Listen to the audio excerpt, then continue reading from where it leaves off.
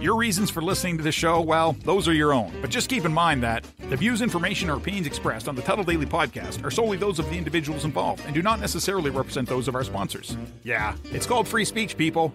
Nobody's forcing you to listen. Get ready for your daily dose of Tuddle. The all-time greatest intern/producer we've ever had, of course, Tuddle. Tuddle in Florida. From the Hobo Fish Camp, it's the Tuddle Daily Podcast. No wonder nobody likes you, Tuddle. Everything's a goddamn debate. Greetings and welcome to another edition of the Tuddle Daily Podcast. If you'd like to reach out and contact me, like to interact with me, there's a couple of ways you can do that. You can email me, tuddle@gmail.com. That's Tuddle with two Ds, TUDDLE@gmail.com. Or you can leave me a voicemail, 407-270-3044. Once again, that is 407-270-3044. If it sounds a little bit noisier in the background, that's because I am actually driving to my mom's new crib, her house. God, it makes me sound like a real douchebag when I say crib. But I've been moving things a little bit by a little bit every single day. And one of the last things that I wanted to bring over was my dad's vast amount of collection of guns. I waited until the very, very end because I didn't want to transport the guns when I had limited access with stuff in the front cab of the truck. I want to be able to see everything. I'm kind of like going against what I'm talking about now because I'm actually talking to you guys while I'm driving with a bunch of guns in the truck. Now, none of them are loaded. I don't have any ammunition in the truck at the moment because the last thing I want to do is get pulled over by some small-town cop, and I got a full arsenal of guns in the truck. None of them are automatic or semi-automatic. The AR that my dad had, I wasn't able to keep that one because it was really, really weird. My dad was right-handed, but he shot left-handed. And the AR that he had was a left-handed gun, and everybody's like, oh, Tuddle, how is a gun right-handed or left-handed? Well, you want the place where the bullets come out of the gun to go away from you. So if I try to shoot my dad's left-handed gun with my right-handed aim, I would just get sprayed in the face by hot AR-15 bullets. So I ended up giving that one to my dad's brother, my Uncle Harold. So he has that one, but he's got a lot of antique guns, double-barreled shotguns, 10 gauge. Ooh, man, I just kind of blew myself in there. I do not have any sawed-off shotguns. Do not come and visit me. If you're a law enforcement, I repeat, do not come visit me because, guess what? It's all parody. I misspoke there. He's got a 10 gauge. I think he's got a 20 gauge. He's got a couple of 12 gauges. He's got a couple of hunting rifles, 30-06. So I'm on my way now to be able to drop those off, and then I'm getting the hell out of there. I don't even know how that's going to look.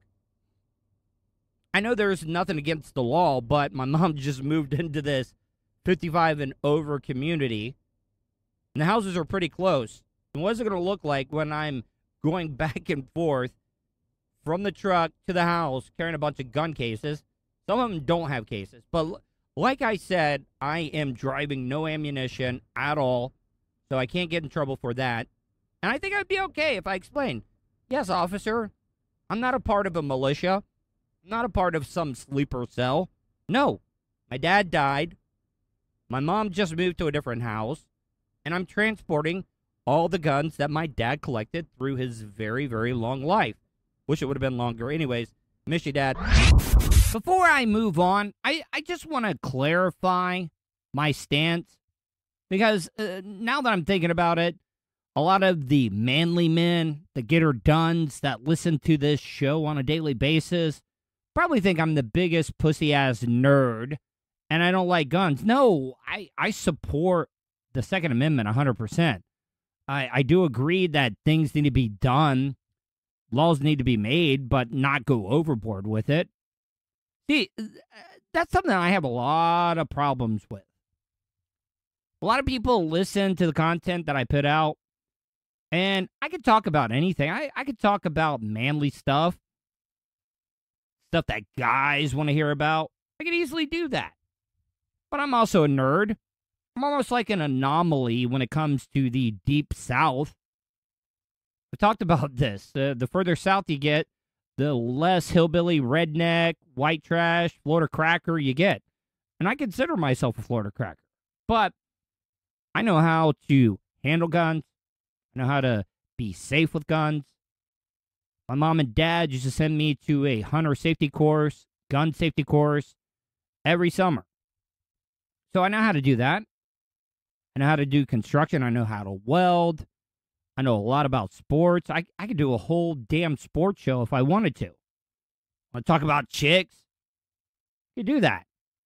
But a lot of people, listen to how I am on the air and they judge a book by its cover. I have that problem. I have that problem with meeting women. I have that problem with making friends, listeners. They think I'm a pushover, and I'm not. I'm just a nerd that knows how to do manly things.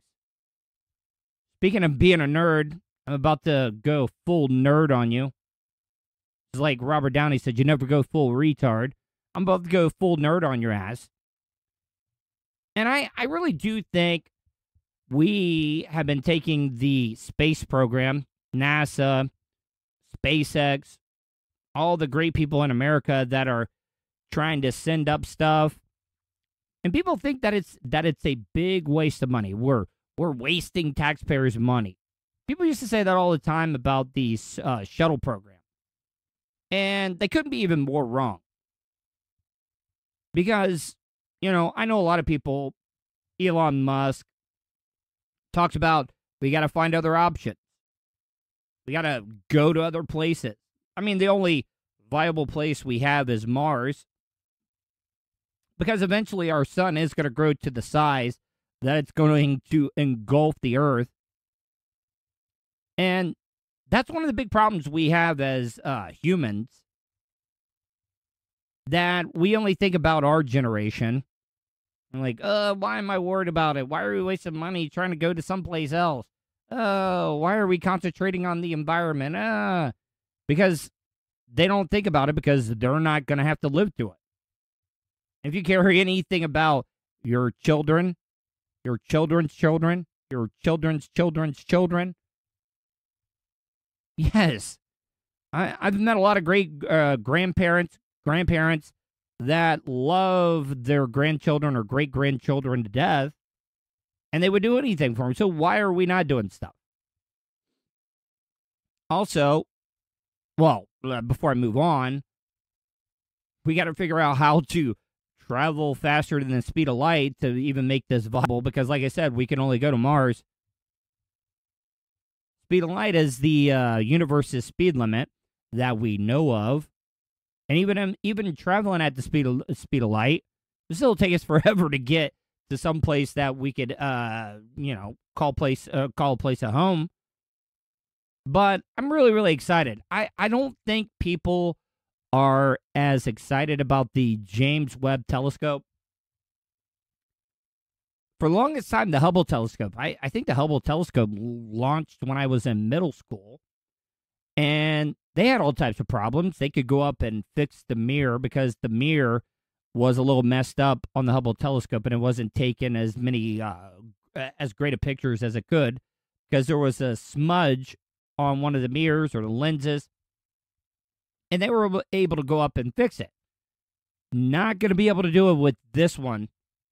This telescope is going about 3 or 4 times further than the moon. It's going about 1 million miles out.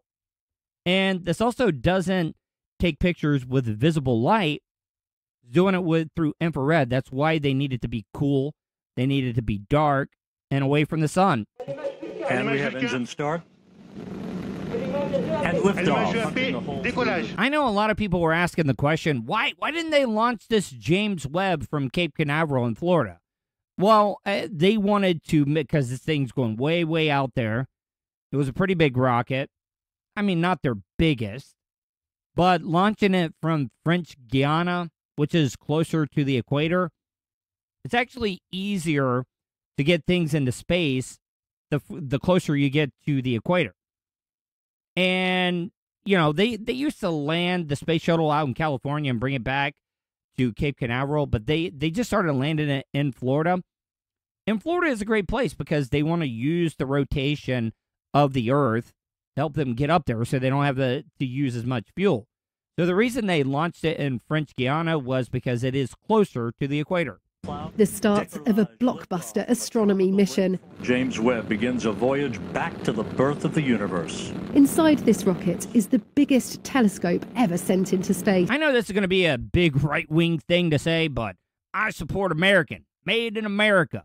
I got to tell you, I love finding reports from BBC because just listening to a woman deliver the news in that British accent, it just seems more credible in my opinion. Punching a hole through the clouds, 20 seconds into the flight. This is the James Webb Space Telescope. It's a successor to Hubble, but 100 times more powerful. After 3 decades in the making and a cost of $10 billion, it's finally on its way. All right, couple of things I wanted to talk about there. Yes, I know that there's a little bit of a sticker shock when you hear how much it costs. Yeah, it is a lot of money. But if this thing really does what they say it can do, a lot of stuff's got to happen. They got to get it out there 1 million miles away from Earth. They got to unfold all the mirrors, the protection, the cooling system. And it would really, really suck if we spent all that money and got nothing. Bum, bum, bum, bum. The Price is Right. Loser theme. They try to connect with the James Webb Telescope, and all you hear is bum, bum, bum, bum, bum. That would really, really suck. And it did take a lot of time. And yes, it is 100 times more powerful than Hubble. Do you realize the observable universe is about, I think they said, 13 billion light years away? I mean, this thing is going to be able to see the beginning of the universe. And everybody's like, well, wouldn't all the stuff further away be like just as old as us or same age? The universe is always expanding. So think about that. Smoke a big J. I'm going to pause it right here. Smoke a big fat joint and think about what I'm about to tell you. Because you had the Big Bang, we were all together, we were all compressed, and it went way, way out there. And the light that we're seeing is 13. It took 13 billion years to get here. So if they had like a, this is 100 times, and we're not going to be able to see detail. But say there's an alien civilization that has figured out the greatest telescope in the world, and they could zoom in, see the surface of Earth,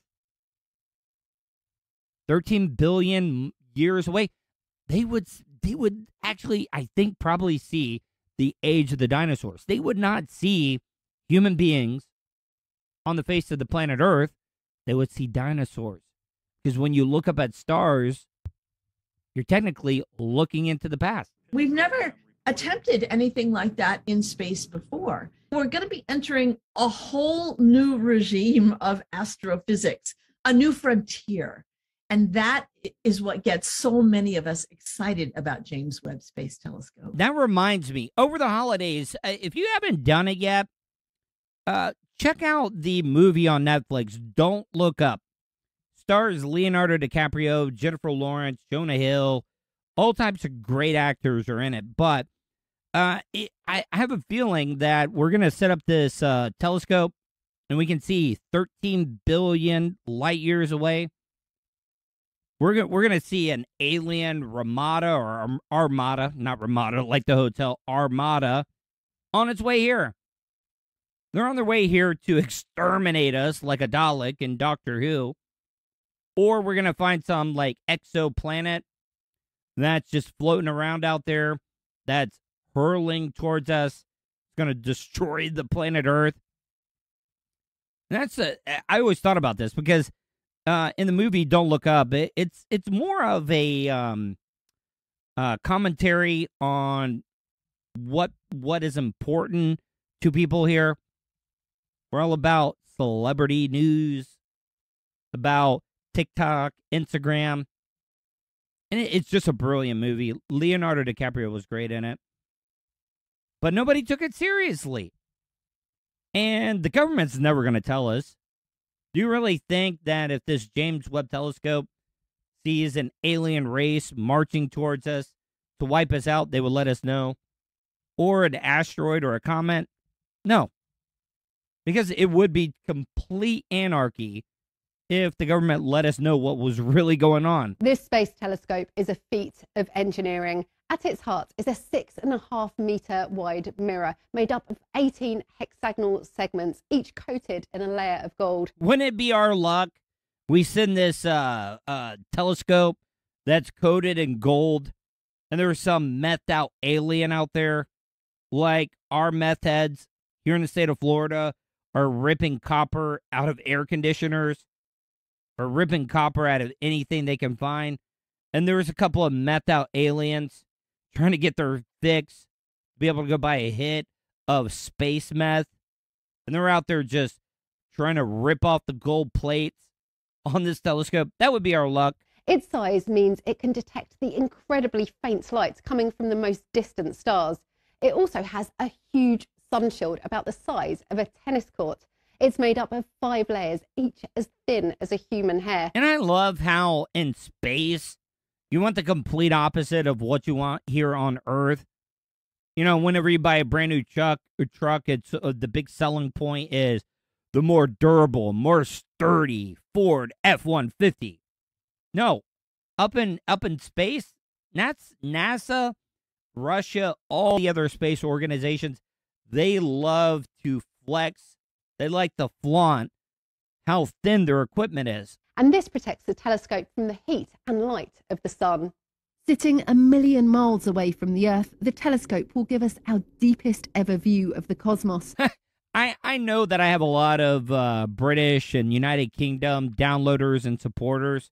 What the hell is cosmos? It's cosmos, isn't it? That's why I love all the different regional accents. Cosmos.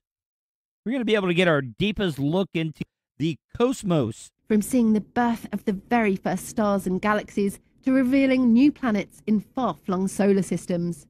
What excites me is making discoveries, things we haven't thought about. And there's a whole history of astronomy that shows how when we've looked at the new universe in a new way, we discover things we hadn't thought about. And there's something really exciting about doing that. To get into space, the telescope's so big it's been folded up to fit inside the rocket. The most challenging part is getting it to unfurl. It's been practiced here on Earth, and that's hard enough. There are 300 points where it could go wrong. But if anything fails in space, the telescope is too far away to be fixed. You know, with all the crippling anxiety that I have on the long list of other mental disorders that I have, obsessive compulsive disorder, bipolar, manic depressive. Yeah. Do you realize, like, I think it's going to take about 6 months before the first pictures come back? I would be a nervous wreck. I'd be getting S-face drunk every single night. Be smoking nothing but wax, shatter off of a nail. Yeah, that would be me for about 6 months. Séparation Webb Space Telescope. Go Webb! This is the most ambitious space telescope ever built. Now its mission has finally begun, and our view of the universe is about to be transformed. Rebecca Morell, BBC News. All right, guys, welcome back to the Tuddle Daily Podcast. It's an interview I've been looking forward to because this is something that I wanted to do. You know, a lot of these big swinging Ds that are making all this money, people are like, oh, why would you go do this? And I'm like, well, because it sounds and just looks freeing. My next guest, Michael Burlotos, is on the line with me right now. Michael, how are you, buddy? We're doing well, man. We're doing really well. How are you doing? Doing wonderful, man. And I before we get into the interview, tell people a little bit about yourself and how they can find out all the information. Find you on social media, website, all that good stuff. Yeah, man, absolutely. I just want to say, first off, thank you so much for having me. I really look forward to our discussion and helping and to inspire others. But yeah, for anyone that wishes to follow, I'm on Instagram at Wandering Bus Dude. Sometimes people put WO for wandering, but it's WANDERING. So Wandering Bus Dude. And I primarily am on Instagram and do a lot of storytelling, motivational, and a lot of travel content. All goes on that platform. Now, Michael, okay, so before we get into what you're doing now, what were you doing? You were working on Wall Street, correct? Up in New York, or what were you doing? Yeah, so I was working for a company called BlackRock, and a lot of people may know them. They're the largest asset manager in the world. I spent about 4 years there, primarily in the Philadelphia area and then down to Atlanta, and then worked a bunch in New York as well, working on more kind of the investment products. So I was able to get licensed there. Pretty much was pretty knowledgeable in any type of in different investment vehicles, and then worked on the technology side as well. So BlackRock opened up a brand new office in the city of Atlanta. I was one of the few transfers down there, that they, I was asked to go down there to kind of start this culture, and start this brand new office. So lived in Atlanta for a little bit, and that's kind Great of city, by the way. One of my favorite cities. Yeah, man, it was awesome. But I moved like 2 weeks before COVID happened. Like literally, I worked in our brand new office for about 2 weeks, and this is kind of, we'll get into this maybe a little bit later. But essentially, I moved at the worst time, and I was kind of trapped in my 1-bedroom apartment, and I was pretty much hibernating there. Moved to a new city with no friends or family around, and then really was struggling. And then that's kind of how everything really all started. All right, I know this might sound like stupid, but out of all the Hollywood movies, what's the closest thing that nails it? Or is it all just a bunch of Hollywood BS when it comes to like Wall Street, day trader type movies, Wolf of Wall Street, Boiler Room? Like what of those Hollywood movies get it the best? Yeah, man. So like I said, I had the pleasure of going to our New York office quite a bit. And to be honest, that was honestly one of the reasons why I wanted to kind of pick up and go down to the city of Atlanta, just for a different pace. Like I said, the company is a global company. We have offices all over the world. But New York really wasn't for me. That's like one of the reasons why I love just being out in the open space on the open road, is because that's where I honestly feel just the most at peace. Again, no knock on anyone who works in New York and the individuals that work there, but it's just more of kind of head down mentality, and just grind. And for me, that's just ultimately not what I wanted. I obviously there's a balance with work, but New York, I have honestly nothing but amazing things to say about the firm of BlackRock and the individuals I worked with. But for me, I'm just not really cut from that cloth, and I kind of realized that over time. I mean, but when you work in finance, it's a very kind of, it can be a very cutthroat environment, right? Like money isn't the most, it's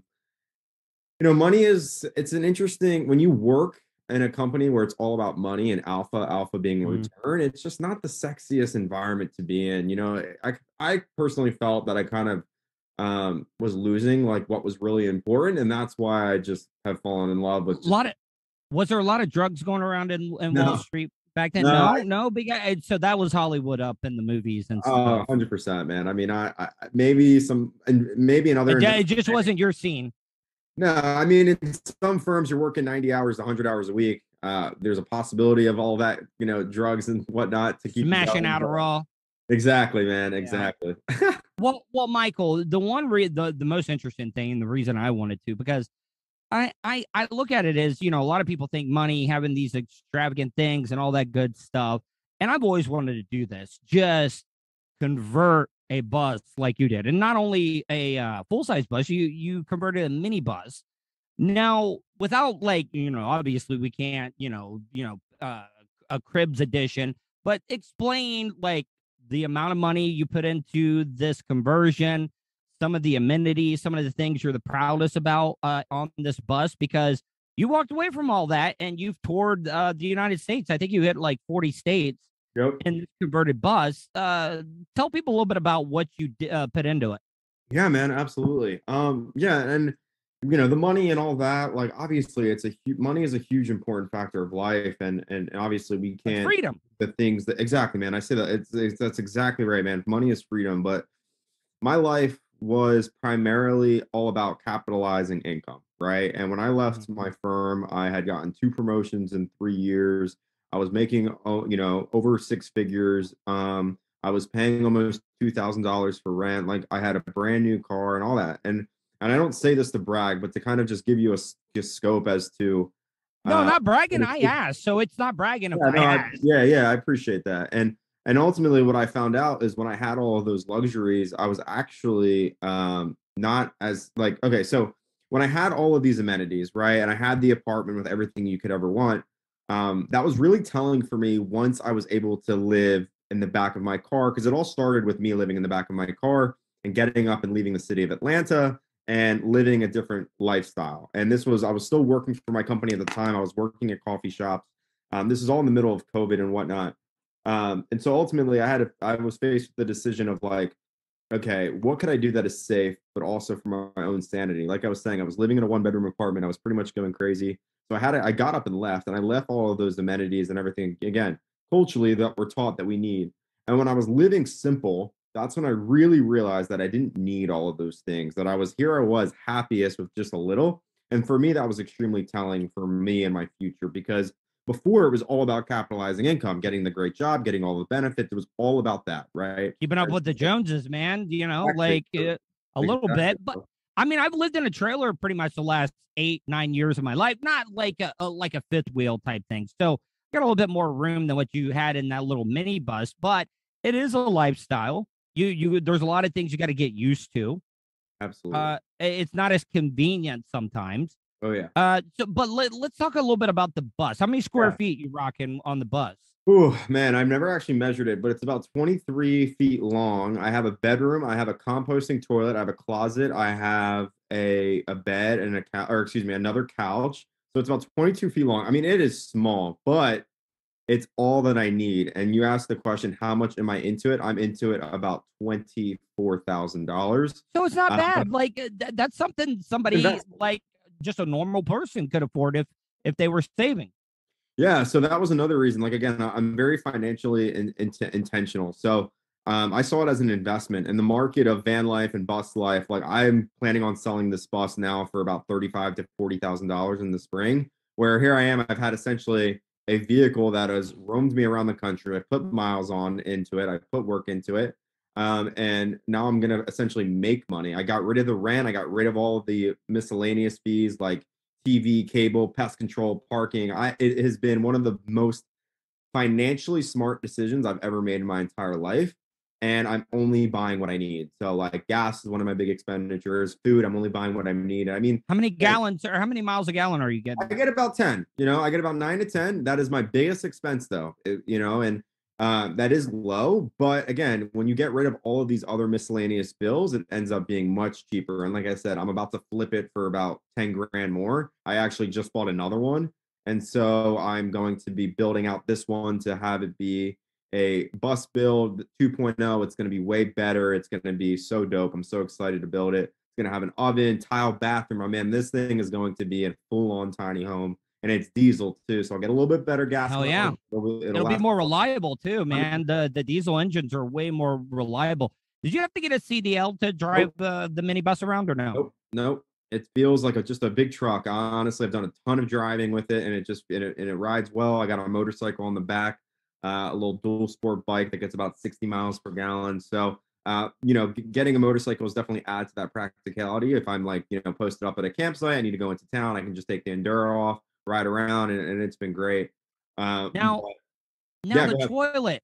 I gotta ask you about it. So composting toilet, like you don't have to deal with any smells and stuff there, because I know living in a fifth wheel here, you got to dump the black water tank every so often. Like how often are you having to empty that composting? Explain what a composting toilet would be. Yeah, absolutely. Appreciate the question, because that's a question that I was like, what the hell is a composting toilet, man? This sounds gross. It's definitely going to smell, but to be honest, it is one of the most fine engineered toilets. So this toilet cost about $1,000. And I think Nature's Head has the essential patent on this toilet. But I kid you not, man, absolutely zero smell. I essentially put peat moss, and without getting too graphics. You let it rip. We're not censored. All right, word. Well, without, so what creates the smell in a normal bathroom is when number one and number two are mixed, right? And what with the composting toilet, there's a department for your pee, and then there's a separate department for number two. And essentially what you do is you put peat moss on the bottom. So that is your base layer. You can just pick that up at like Home Depot or whatever. And that's your bottom layer. And then you take a rip in it, and then essentially just number two sits there on this peat moss. And it has like a 12-volt fan, so there's fan always circulating. And after about a month, number two will actually turn into dirt, like soil. And it's very friendly. And again, I dump this out, and it just looks like a bunch of dirt. And number one, I usually take out every 2 to 3 weeks when I'm on the road. And it's you just find like essentially just an RV station, and you just get rid of it. And it's again, you eliminate the black tank. It's very eco-sustainable. Again, no smell, and it's just like a perfect, it's a perfect toilet. It costs a little bit, it costs $1,000, but I can't imagine not having it. You definitely need it. This toilet is very common in tiny homes. So like boats, tiny homes, off-grid places, this is the toilet to buy.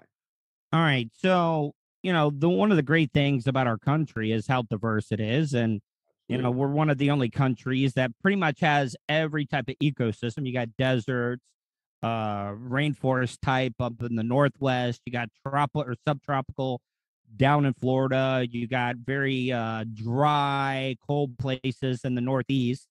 But you also get a different culture. You brought up culture earlier. Mm-hmm. Has that been a little weird, or have you run into problems? Because being out on the road can be a little dangerous at sometimes. Yeah, man. Honestly, I have nothing but amazing stories and amazing things to say about other people and all of the people that I've crossed paths with. I mean, I have so many stories from acts of kindness from other individuals from all different walks of life. And I get this question all the time, right? Like, how's the safety? Do you feel it's safe? I mean, have you had drama? And honestly, man, again, I've been June 30th, 2020 is when I got up and left. And I have nothing but amazing stories and amazing things to say. Of course, you have, one-off situations where people are, just being rude or whatnot. But honestly, man, pretty drama-free. I just spent 40 days in Africa in the country of Tanzania. And even then, man, I have nothing but amazing things to say about the country and the people of Tanzania. And again, this media approach that we're just fed with all negative bullshit is just nothing but false from what I've experienced, And, I agree. I agree. You can't generalize and lump people together. Just because you ran into a bad experience with somebody, you just can't generalize that area per se. Yeah, dude. I mean, and I think a lot of people do that in this world. There's gonna be some bad ones, right? And we only really hear about the bad ones. Well, yeah, because that's what the media. I mean, if it bleeds, it leads. When it comes to the news and stuff, so yeah, you're gonna hear nothing but all the negative stuff. But all right, so let me ask you though: does it ever get lonely out there? Did you ever think about bringing a companion or anything with you? I say companion. I'm a big Doctor Who fan, so as he's traveling around space and time and stuff. Did you ever think about bringing a friend or a girl or anybody with you? Yeah, man. So I have my my Siberian Husky Bailey, who has traveled with me through everywhere. Literally every place she's been with me besides Africa. She was with my mom. Bailey has been my sidekick. She's been my partner in crime. She literally travels with me all the time. We go on hikes together. We do everything together. And so I honestly say that I couldn't do it without her.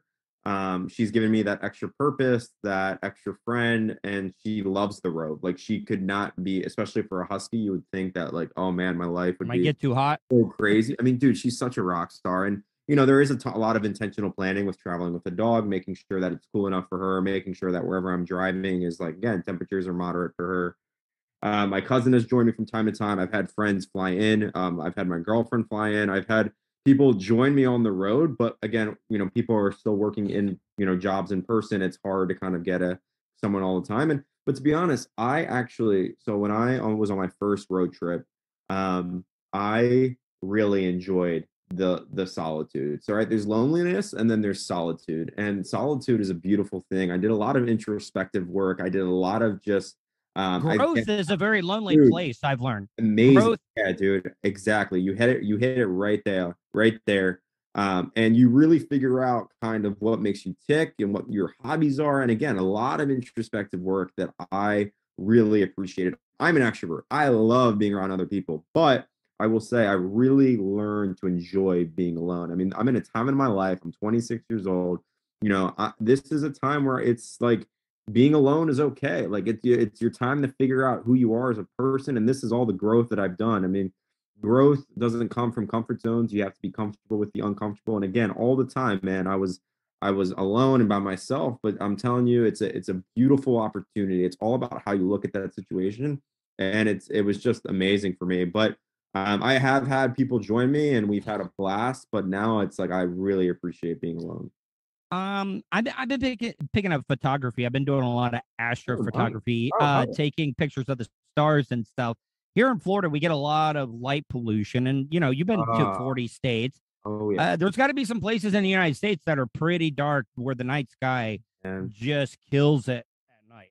Dude, that's a great that's a great point, man. Utah, like the one place that sticks out in my mind, I made a fire in the middle of nowhere in Utah. Like literally couldn't see a human, couldn't see any lights, miles. Like I couldn't see anything. And I remember making my fire there and having my dog and just looking up at the stars and being like, what is this? The Milky Way. They say 80% of Americans have never really seen the true Milky Way galaxy. Dude, just looking up at the world, like that's when you realize how small and granular we are because we live in such a fascinating world. And it's just, that like in those moments, I'm in awe of life and just thinking kind of deep into it puts things into perspective, don't you agree? Like, it's like, why am I sweating the small stuff? We're small in the comparison of being on a little rock revolving around the sun that's revolving around the center of the Milky Way galaxy and stuff. It's like, why sweat the little thing? Amen, dude. Yeah, don't take life too seriously. Have some fun. That's like, you realize that in different moments. Like, I'm so guilty of this. Like, I'm not gonna say that just because I live in Boston, I found like my true joy. Like, life is all good, but it's so true, man. And like traveling and like being in Tanzania in a whole different world, like you just realize like so much, man. And traveling is something that traveling teaches you something that nothing else can teach you. No corporate job, no educational system, nothing, man. It's just like immersing yourself in different cultures, different people, figuring out how to pivot from struggles and things that, I've had my RV breakdown. I've had so much different stuff, man, when all I can do is look forward and really not sweat the small stuff.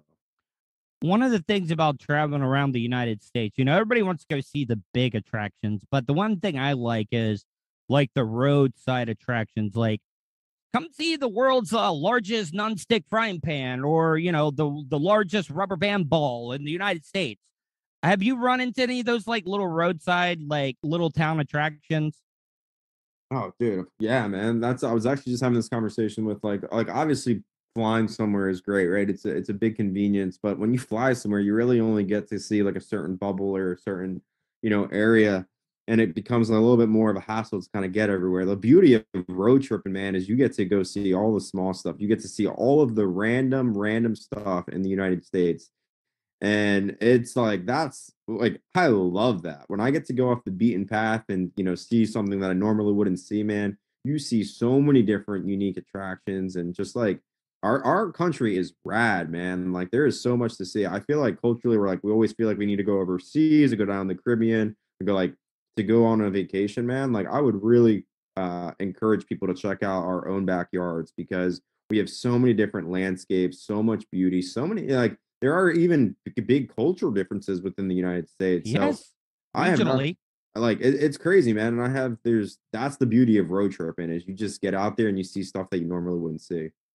Have you so you've hit 40 states. You've so obviously can't drive to Hawaii. You can drive to Alaska, but like, what are the states that you have not hit? And do you have one like that I gotta go to next? Yeah, man. So I haven't been to Hawaii. I haven't been to New Mexico, and I don't think I've been to like Montana. You've been to Montana? Montana. I spent a lot of time in Montana this past summer. Montana is absolutely beautiful. amazing. And then from Montana, I actually went up to Canada and went to Banff National Park this past summer, and it was amazing. I'll give you a state that no one really talks about, but has so much beauty. Can I guess? Because I've talked about the states that we all forget about. Like, you forget, like, nobody ever thinks about Idaho. Nobody thinks about Wyoming. Yep. I've been to both and have nothing but great things to say about both. Oh, excuse me. Uh-oh. Is that your girlfriend? Like, where the hell are you in America? Yeah, she just called me. So, you ready for the state? Yeah, I want to hear the state. Okay. This and the people that live in this state want to keep it a hidden secret. But I will say, like I said, around 40 states, and the one state that I think is the most underrated state is the state of, drumroll, Michigan. The Upper Peninsula, specifically of Michigan. So you know how Michigan is like a glove, and then at the top, and it has like two pieces, right? Like there's two little pieces to it. Isn't it kind of like split or no? No. Yep, it is. It's exactly right. And so Michigan on the west coast, and then on the west coast of Michigan, and then that top part where it like borders Canada has some of the most beautiful landscapes. That water, Lake Superior, Lake Michigan, like are absolutely incredible, and they're just amazing. Like I spent about a week and a half, 2 weeks there in Michigan this past summer. Amazing. Have nothing but amazing things to say. And then Washington State. When you want to go to a state that has every different type of landscape, from the lakes to the mountains to the ocean to the unique city culture of Seattle, Washington State, I think, is the most beautiful state in the entire country. But I will say you have to go in the summer. The winters are not as sexy, but the summers in Washington and Michigan are absolutely incredible and some of my favorite destinations. I got a couple more questions. I don't want to keep you too long. I love, being into photography. What's your favorite city skyline? Ooh, that's a great question, man. I feel like I'm gonna forget. I like Atlanta. Atlanta's got a pretty great skyline. Yes, man. I forget the bridge where you can look at the city and like oh, that's the Jackson Street Bridge. Yep, you got it, bro. You got it. Jackson Street Bridge. I mean, Atlanta is one of those cities that like never gets enough love because it's just Atlanta. But you're right. Atlanta skyline is amazing. Yeah, dude, I'm trying to, like, even Seattle's nice because it's on the water. It depends on what type of angle. You got the Space Needle. Yeah, like, and then you have, on a really clear day, you can see Mount Rainier. So honestly, I think Seattle might win that one for me, but it has to be a clear day. Now, do you ever get concerned, like I was talking about the safety and stuff, you being a part of the tiny home traveling community, did it get around about the Gabby Petito stuff? Like, what was your take on that and everything? Were you like, oh man, might need to be a little bit more careful out here? Sure, man. Yeah, no, I definitely, when I heard about what had happened, it's tough. You're right. I mean, that's like someone that, again, like our community, van life, bus life is very close knit, and I feel like a lot of these people have a pretty rich story because it takes a certain type of person to kind of get into this lifestyle. But that story really hit home. I remember feeling really just like, it's very unsettling. But ultimately that was a one-off situation where, the boyfriend was just absolute, despicable human being. But yeah, to see the community rally, and I just remember that week just having so much awareness. Everyone was posting about it.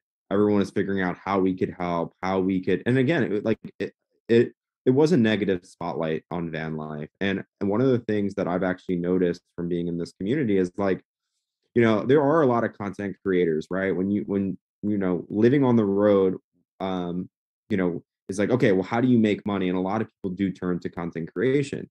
And so they kind of put van life has kind of been in the spotlight of, oh, van life is so great. It solves all your problems. Life is so good. Like it's ultimate freedom. Where I feel like, honestly, van life, yeah, you do have a lot of those good aspects of it, but there's a lot of hidden dangers, a lot of negatives, man, and a lot of uncertainty and a lot of things that could go wrong. And I could go on and on. And one of the things that's really important for me on my platform is I try to show the good and the bad. And I think the going back to Gabby, that was your perfect example of like, from the outside, it looked like they were living life, right? You go back. Would you suggest? I'm sorry to interrupt. Would you suggest? I'm not trying to be a chauvinistic pig or anything, but like, would you suggest a woman going out and doing the van life by herself? I don't think I have a place to really say. I mean, I think there's a lot of, danger, right? I know a lot of van lifers, females that won't disclose location and are very particular about what they post, because we live in a scary world where the internet is crazy and there's a lot of people that have bad intentions, and it's very easy to kind of prowl on that, and it's scary. I will say there are one of my best friends, actually how I really kind of found out about van life. It was two girls that were working for Apple that essentially lived like 150 days on the road, just them two, and they had nothing but positive experiences. But there's danger, right? There's you definitely want to take the preventative measures to protect yourself. There are a lot of girl van lifers out there, but I'm sure they are very, very particular about what they post and what they share. But you become a lot more vulnerable. I hope that people do feel safe, but I do not know what it's like to be a girl and to be out there alone like that. Yeah, I understand. Try to get a friend as much as you can, but like I said, I personally have nothing but positive stories and really again, encouraging and acts of kindness from so many people. But of course, there are always people with bad intentions. Do you do a daily check-in with somebody in particular and be like, hey, this is where I'm going today, da da da da, where I plan, just to let somebody know where you're at? Not really. Not really at all. I mean, I probably. Well, you know what I mean, right? Yeah, I mean, of course, right? I mean, it's I try to check in with my mom, we text pretty regularly. Right now I'm home for the holidays and building out the second bus, so I'm not. But when I was in Tanzania, it was 40 days of just kind of being completely on the other side of the world. And I went to do Mount Kilimanjaro. So that was 8 days off grid where no one can really talk to me or get in contact. I mean, people just got to trust, I don't know. I'm not one to I'm not trying to live bus life to escape something, and if people need to reach me, I'm usually available, and I'm not completely off grid and where I'm not trying to get in touch with anyone.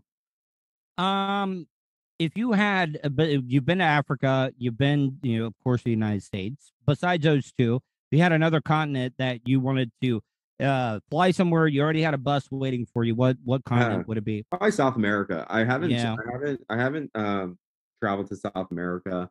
I've done a little bit of Central America and the Caribbean, but I think South America would be absolutely incredible. I'm half Puerto Rican, so I have a little bit of Latin. I have a little bit of Latin in me, and so I would love to kind of immerse myself in more of a Hispanic culture. And again, with Patagonia being in Argentina and Chile, I think that would be an amazing place to go. And it's just, a place I've never been. I mean, in the Ecuador, Galapagos Islands, Peru. I mean, there's just so much to see. With Asia, Asia's beautiful. I've been to Bali, and Asia's really cheap, so it becomes much more affordable for a traveler. So I usually try to think about how far my money can take me, because you go to Iceland, man, you're paying $25 US for a lunch, and it's crazy. I mean, it's one of the reasons. Beautiful though. They got beautiful women there. Yeah. I would love to go. I just haven't. And again, so yeah, I think there's so much to see, so much to see in this world that we live in. Hey, Michael, I really enjoyed this interview. Hopefully you did as well too. Before I let you go, tell people once again how they can check you out, find you on social media, website, all that good stuff. Yeah, like I said, at Wandering Bus Dude on Instagram. I primarily have all my travel content there. If you want to see a shuttle bus get turned into a full-on tiny home, off-grid tiny home, you can also follow me there. I try to do, again, a lot of motivational, a lot of kind of just self-help stuff on my platform to kind of inspire others to get outside of their comfort zone and to live life deliberately. Because ultimately, living as a nomad bus life, getting out of the Wall Street finance world has changed my life. And did you watch that movie? Did you watch Nomad? Yeah, I did. It was pretty dark. I don't know. I didn't really like it. But Into the Wild, man, that's one that yes. But I mean, that was a little dark too. I mean, the guy didn't take care of himself at the end, and I'm like, what are you doing, man? Yeah. That was kind of Now thinking about it, I mean, Emile Hirsch did a great job on that movie, but man, it got a little dark at the end. Yeah, man, he's all I can say is you're like, he was a badass, but also probably just a little too arrogant, like took it a little too far. But I mean, the guy had everything. He could have went to any school in the country and decided to go out there and do that, you know, and you know what? The guy had balls, and it takes a lot of courage to be able to take that step. Yeah, man. I remember like last year Thanksgiving, I had all the family together, and like we all got to pick one activity that the family does, and I was like, we're all watching Into the Wild. Well, Michael, I really, really am jealous of you.